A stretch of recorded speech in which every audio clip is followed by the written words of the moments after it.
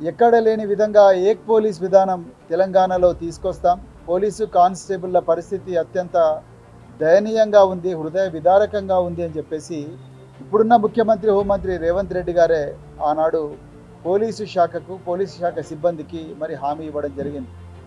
మరి తర్వాత ప్రభుత్వం ఏర్పాటైన తర్వాత ఇదే రేవంత్ రెడ్డి ఏక్ పోలీస్ విధానానికి తిలోదకాలు ఇచ్చి, అయితే మరి వీళ్లకు 15 రోజులకు 4 రోజుల పర్మిషన్ వచ్చేది, అంటే నెలకు 8 రోజుల పర్మిషన్ వచ్చేది, వాళ్ళ కుటుంబాల దగ్గరికి వచ్చే పరిస్థితి ఉండే.